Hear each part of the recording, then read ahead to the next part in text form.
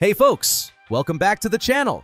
Today we're diving headfirst into the world of Oblivion Remastered, and more specifically, into its jaw-dropping cities.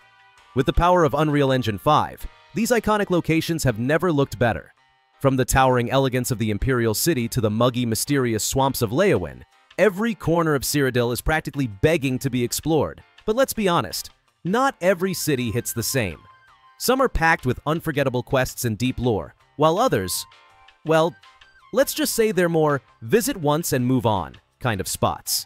So today, we're ranking the best cities in Oblivion Remastered.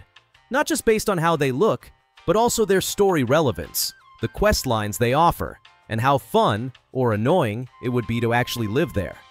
Whether you're a hardcore role player who avoids certain towns for character reasons, or someone who's just here for the vibes and loot, this list has something for everyone. Let's jump into it and see which cities truly deserve the crown of Cyrodiil. I'm quickly moving on to the video. Before we start, if you enjoy these types of list videos, don't forget to like the video and subscribe. Enjoy watching. Kavach is one of those cities in Oblivion Remastered that feels like it should be more important than it actually is. I mean, you show up and the whole place is on fire. Literally. The Oblivion Gate outside the walls has turned the city into a war zone, and your first major heroic moment in the game is helping to take it back. Sounds like the beginning of something epic, right? But then, that is kind of it. You become the hero of Kavach, which sounds amazing, but the city itself, stuck in ruins for the rest of the game. It is kind of a missed opportunity, to be honest. After all that fighting and saving, it feels like Kavach deserves better. A rebuilding questline could have added so much. Imagine choosing how to rebuild the city, what kind of leadership to support, or even protecting it from future threats. But no, once you clear out the Daedra and help a few survivors, the game just sort of moves on. And Kavach, it stays in its tragic, burned-down state forever. It is like you did all that work for glory and a title, but not for the people actually living there. Still, that title, Hero of Kavach, sticks with you, and in a way, that gives the city a weird kind of legacy. It is not the biggest or the most developed city in the game, but it is one of the most memorable just because of the sheer drama surrounding it. It is the first real taste of Oblivion's stakes.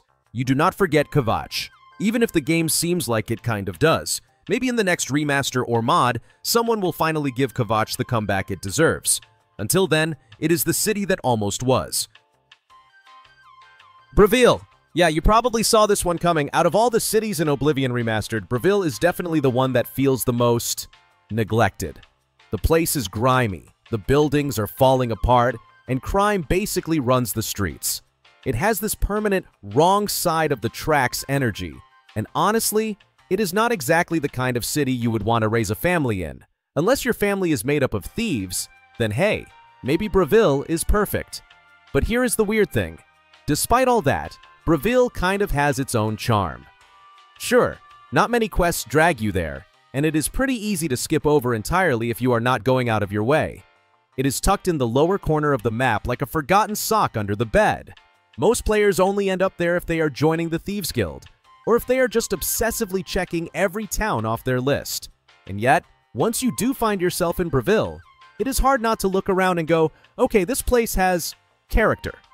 Now, if you are playing Oblivion Remastered and leveling up your acrobatics skill, Brail actually becomes a secret playground. The rundown architecture and close-together rooftops make it perfect for hopping around like you are in a low-budget parkour video.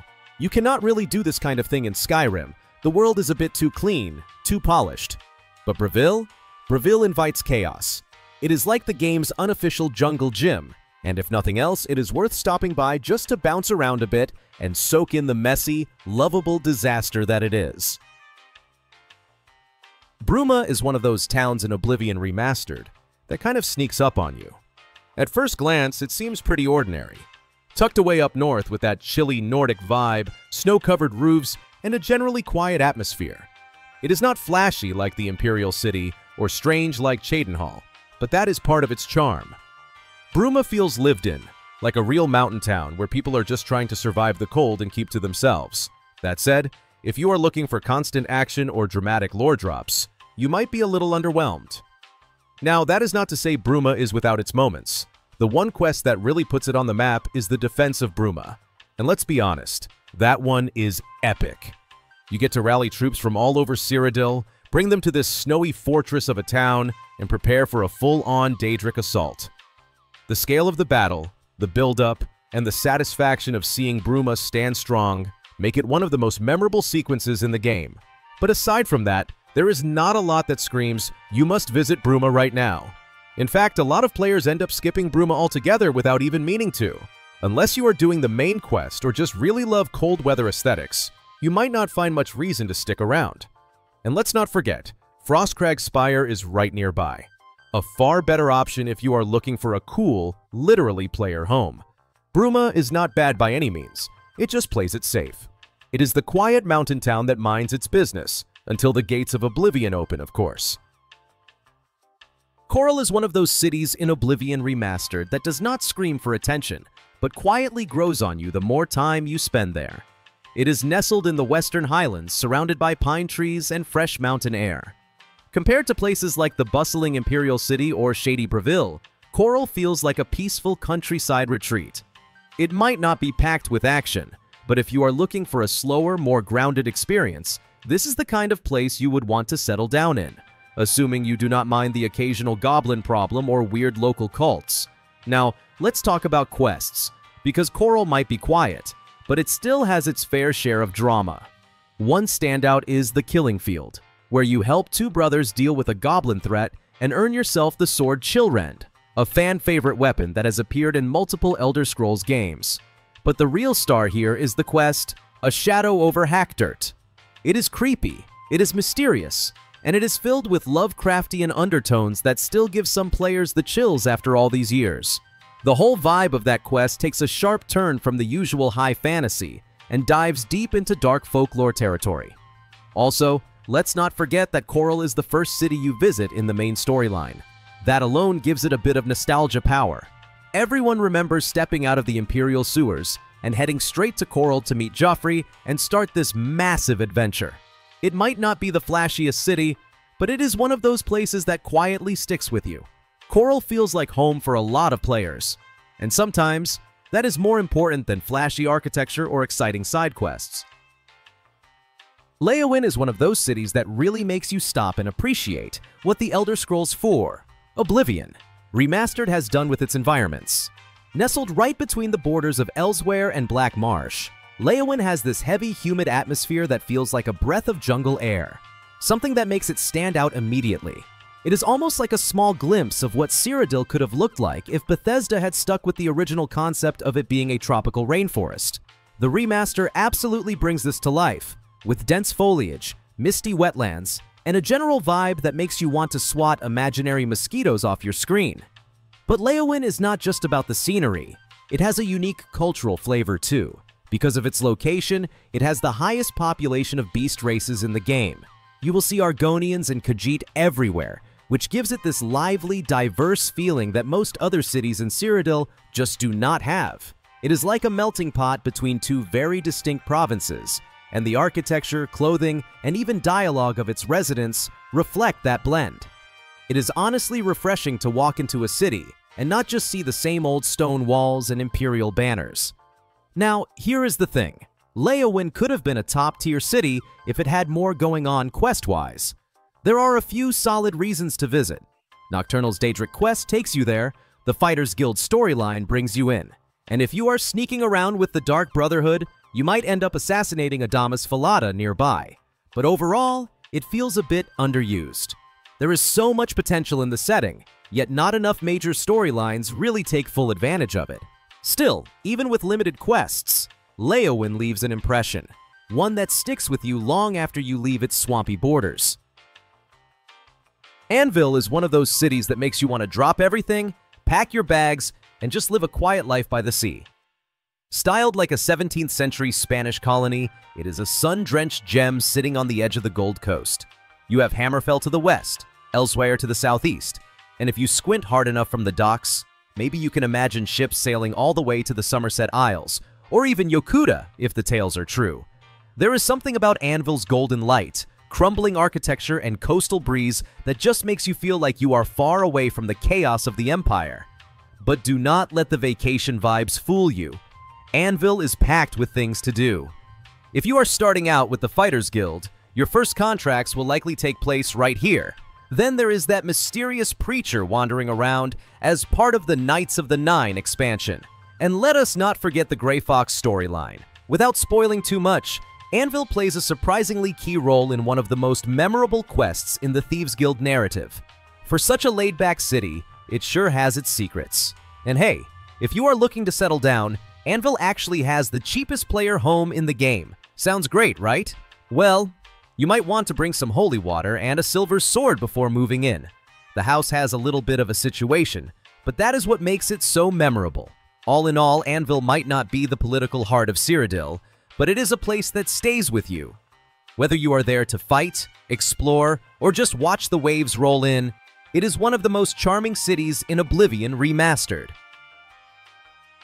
Skinrad is one of those cities that just feels like it has a story to tell the moment you step inside. With its towering stone walls and narrow, winding streets, it looks like it was plucked straight out of a medieval fantasy novel. But what really makes it stand out in Cyrodiil is not just the architecture, it is the leadership.